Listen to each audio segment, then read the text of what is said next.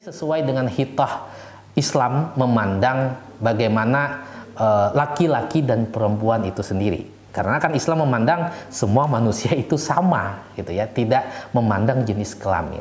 Kemajuan yang dicapai oleh kaum perempuan kan sangat luar biasa dibanding zaman dulu. Sehingga mereka punya kemampuan baik di bidang ilmu pengetahuan, di bidang ekonomi, sosial, budaya, dan juga tidak kalah di bidang politik.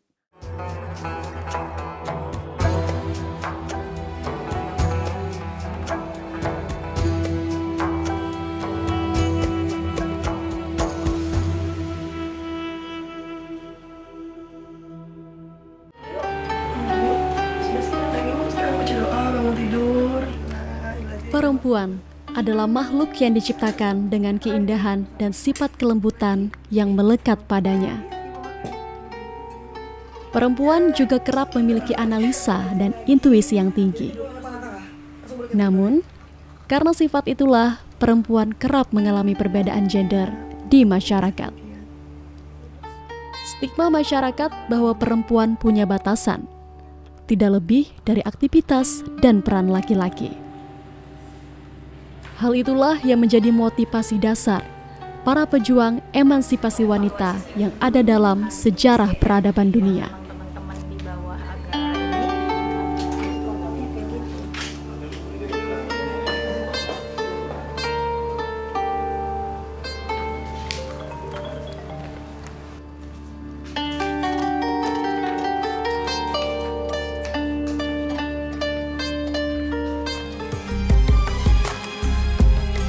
Sejak masa sejarah, terdapat beberapa pemimpin perempuan yang terkenal di dunia. Dalam sejarah Islam, ada Al-Malika Al-Hura Arwa Al-Sulaihi sebagai pemimpin Yaman, menggantikan Raja Yaman pamannya setelah meninggal dunia hingga tahun 1138. Selain itu ada juga Sayyidah Al-Hura, penguasa Maroko Utara tahun 1515 menggantikan suaminya dan menjadi pemimpin perempuan terakhir dalam sejarah Islam.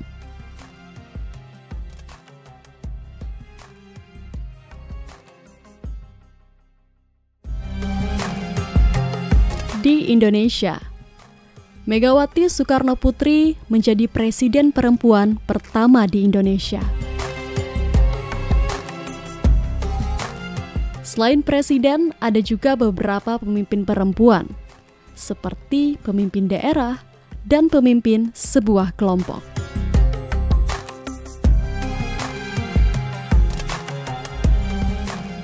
Raden Ajeng Kartini yang sangat terkenal memimpin para kaum perempuan di masanya, memperjuangkan hak persamaan gender dalam pendidikan dan sosial, agar perempuan punya hak yang sama dengan laki-laki.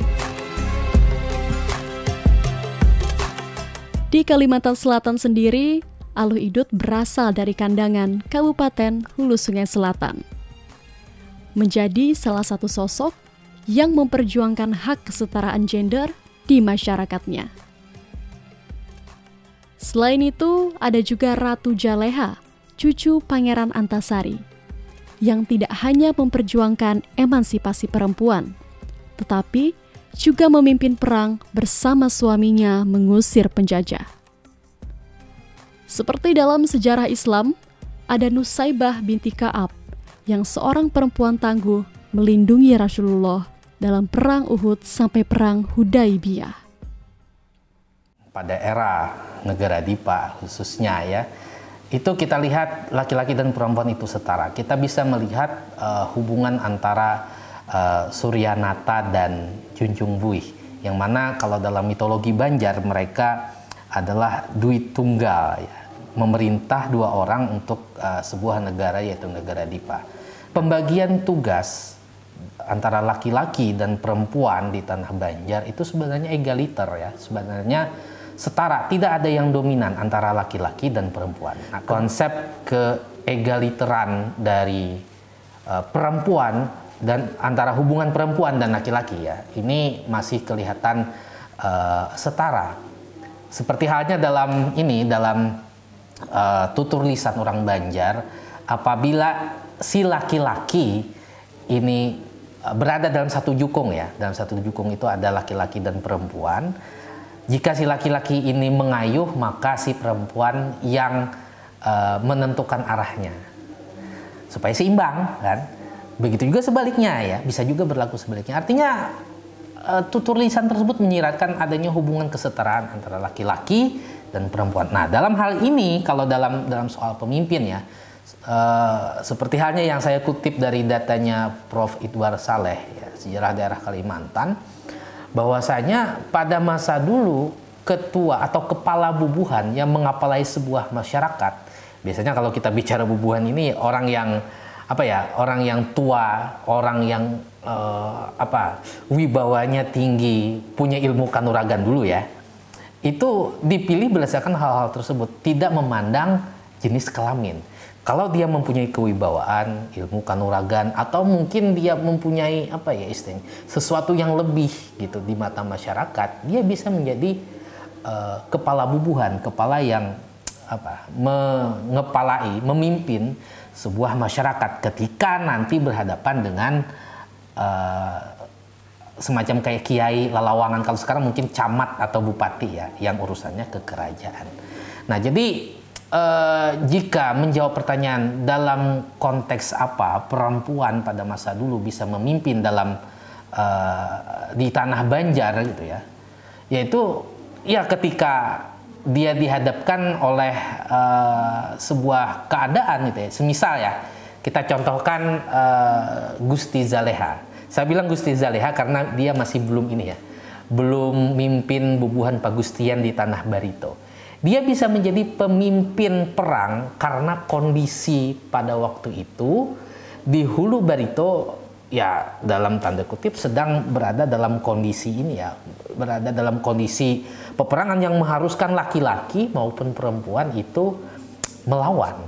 Nah, dari cerita dari konteks Ratu Zaleha ini, kita mungkin bisa berkesimpulan dari kondisi apa perempuan Banjar itu bisa memimpin, dari keadaannya tadi, ditambah konsep gender Banjar yang memandang perempuan sebenarnya itu adalah setara dengan laki-laki.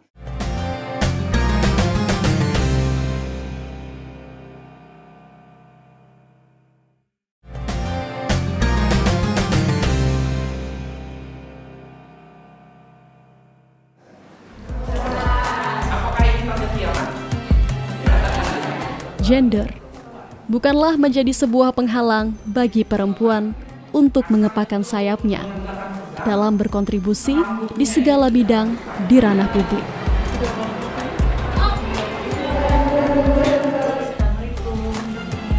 Bagaimana para pejuang emansipasi perempuan mengupayakan kesetaraan gender dalam mencapai hak yang sama dengan kaum laki-laki.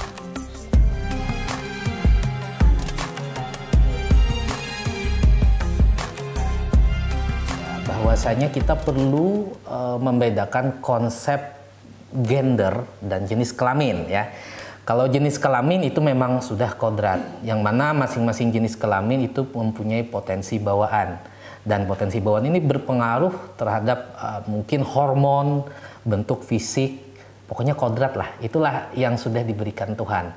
Laki-laki mempunyai hormon mungkin testosteron kali ya, itu yang membuat bentuk tubuh laki-laki itu lebih berotot, lebih kuat. Akhirnya ada beberapa pekerjaan yang kompatibel untuk laki-laki karena hormonnya sudah terbentuk sebagai seperti itu gitu.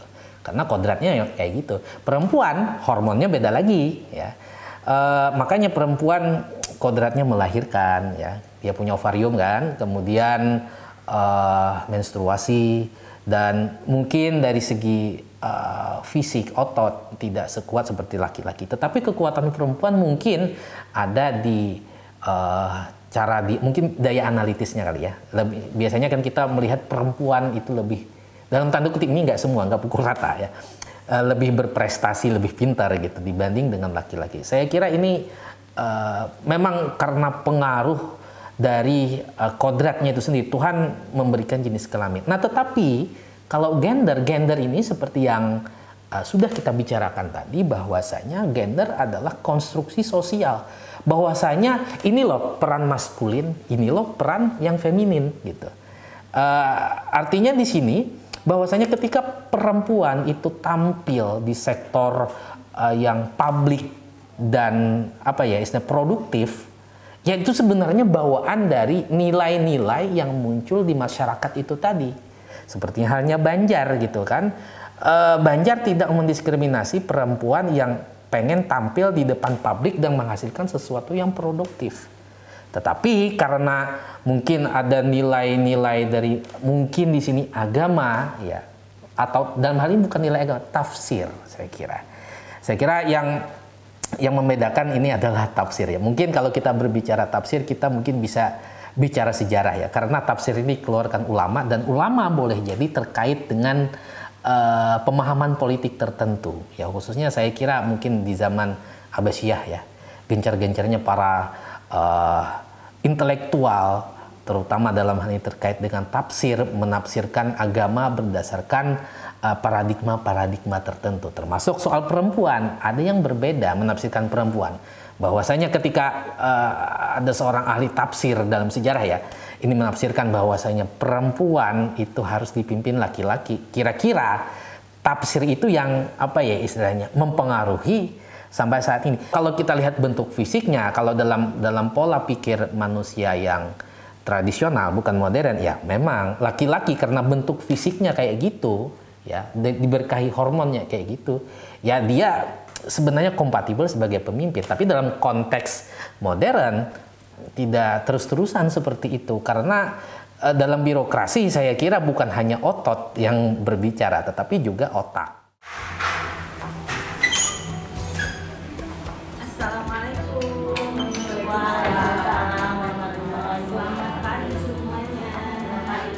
Kiprah perempuan-perempuan yang menjadi pemimpin di Kalimantan Selatan sudah menduduki posisi penting.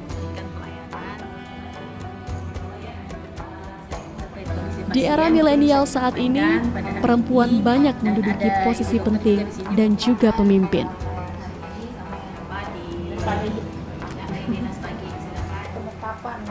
Peran dan kontribusi perempuan dalam berbagai bidang sudah sangat aktif. Namun, bagaimana sebenarnya pemimpin perempuan dalam pandangan Islam?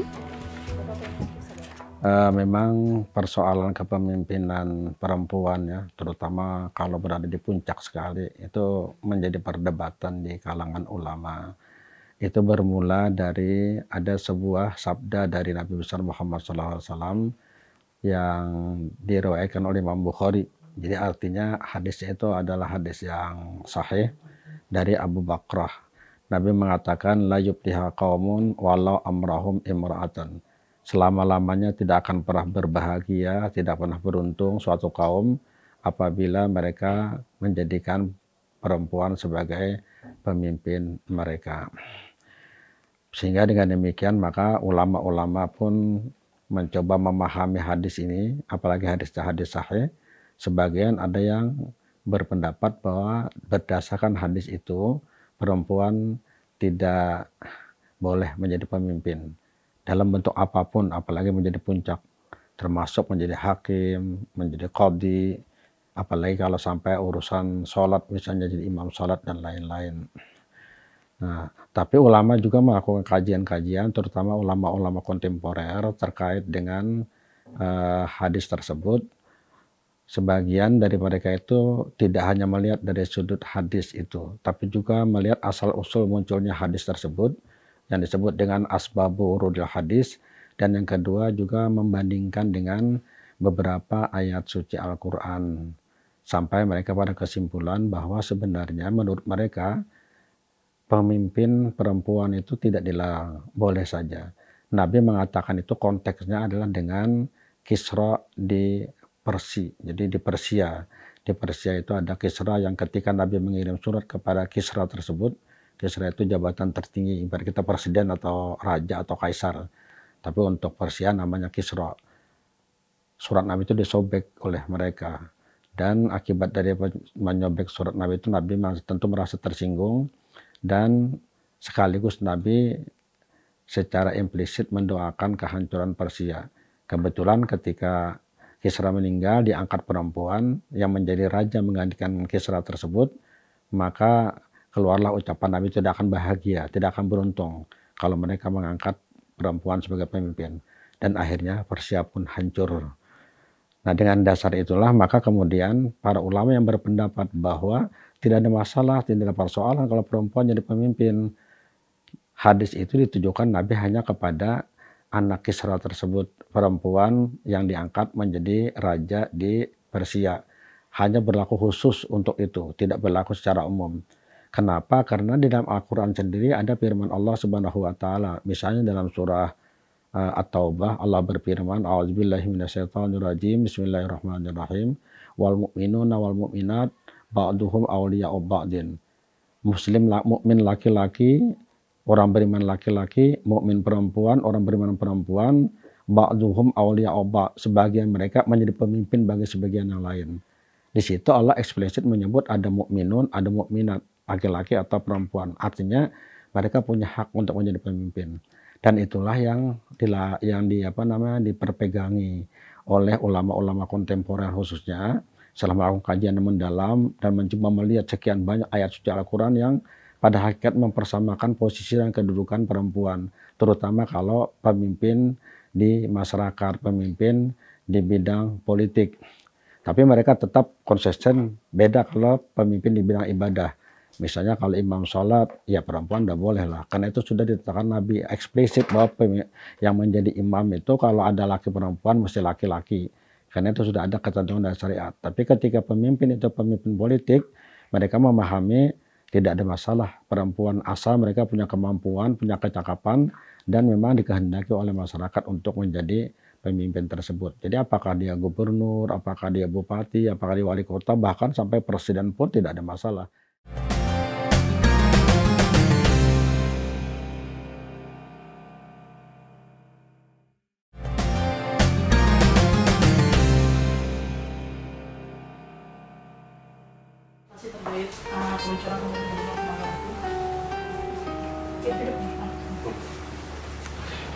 Pemimpin adalah seorang yang kuat, tangguh, dan bijaksana dalam berpikir dan bersikap. Menjadi pemimpin, perempuan tidak hanya bisa memiliki hal tersebut, melainkan juga mampu menganalisa dengan intuisinya. Lantas apa yang menyebabkan stigma masyarakat bahwa perempuan haram menjadi pemimpin? Ketika orang pelajari, terutama kaum ulama modern yang kontemporer, itu mengatakan bahwa tidak ada, Allah eksplisit mengatakan khalifah itu harus laki-laki. Khalifah boleh laki-laki, boleh perempuan. Ini juga berhubungan dengan bagaimana Allah Subhanahu wa Ta'ala mengangkat harkat dan martabat perempuan. Sehingga perempuan, laki-laki itu sejajar. Tidak ada yang lebih tinggi, tidak ada yang lebih rendah, semuanya sejajar. Jadi artinya perempuan pun tidak masalah menjadi pemimpin. Inilah yang diperpegangi oleh banyak ulama di dunia modern sekarang atau kontemporer. Karena itu maka kita tidak heran ya kalau melihat beberapa negara itu bahkan sudah mengangkat perempuan sebagai pemimpin negaranya. Kita ambil contoh seperti Pakistan, itu ada Benazir Bhutto, bahkan 2 kali jadi Perdana Menteri. Kemudian di Bangladesh ada Khalida Zia, ada Hasina, dan ada beberapa daerah lain juga. Bahkan yang terakhir ini yang cukup menarik adalah di Singapura. Presiden Singapura itu adalah perempuan, dan itu adalah orang Islam Muslim. Jadi umat Islam di sana tidak mempersoalkan mereka dipilih sebagai pemimpin mereka, karena mereka menganut paham yang dipahami oleh sekian banyak ulama-ulama kontemporer bahwa perempuan dalam konteks ini boleh saja memimpin. Kemajuan yang dicapai oleh kaum perempuan kan sangat luar biasa dibanding zaman dulu, sehingga mereka punya kemampuan baik di bidang ilmu pengetahuan, di bidang ekonomi, sosial, budaya, dan juga tidak kalah di bidang politik. Oleh karena itulah kemampuan-kemampuan yang dimiliki oleh perempuan tersebut itu memberikan peluang yang besar kepada yang bersangkutan untuk bisa duduk sebagai pemimpin. Jadi untuk yang ulama kontemporer berpendapat tidak ada masalah.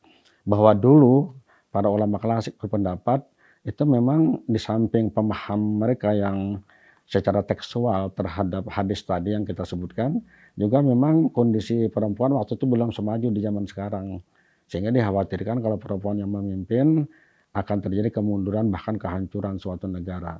Untuk membendung itulah maka para ulama dulu berpendapat jangan perempuan menjadi pemimpin.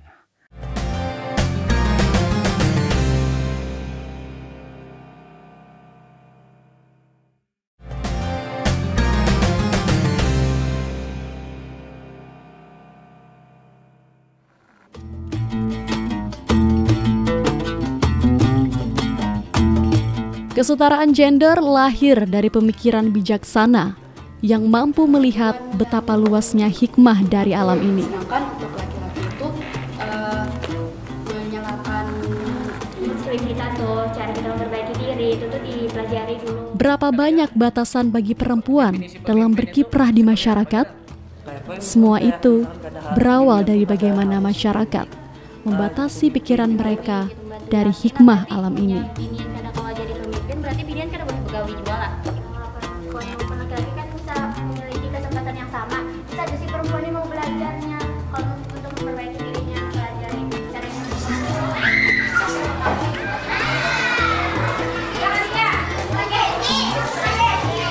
Assalamualaikum. Emansipasi wanita adalah kesimpulan dari pemikiran logis yang normatif. Gender bukanlah batasan ataupun nilai yang menentukan berhasil tidaknya sebuah kepemimpinan. Pemimpin yang baik lahir dari pendidikan moral yang baik. Pendidikan menjadi tolak ukur akan seperti apa wajah pemimpin-pemimpin masa depan. Perempuan punya hak yang sama dengan laki-laki dan boleh menjadi pemimpin di level dan di tingkat manapun, kecuali imam sembahyang. Kalau imam sembahyang tetap tidak boleh, karena itu sudah ada ketentuan syariatnya. Selama ada laki-laki di situ, perempuan nggak boleh jadi imam. Tapi kalau sesama perempuan, silakan. Dia mau jadi imam, mau jadi khatib, misalnya mau jadi apa saja, asal sama perempuan, itu malah dianjurkan seperti itu. Ada satu daerah di Kalimantan Selatan ini yang kita ketahui, yang pernah kita ketahui gitu. Kalau hari raya, itu mereka yang hadir di suatu tempat, ada tempat tertentu khusus perempuan semua. Maka yang jadi khatibnya perempuan, yang jadi bilalnya perempuan, yang jadi imamnya perempuan. Kenapa? Memang tidak diperkenakan laki-laki datang ke situ. Hanya perempuan aja. Jadi mereka melaksanakan sholat Idul Fitri atau Idul Adha khusus untuk perempuan. Nah, ketika saat ini terjadi, maka silakanlah. Perempuan ataupun laki-laki, seorang pemimpin haruslah bersikap seperti seorang pemimpin.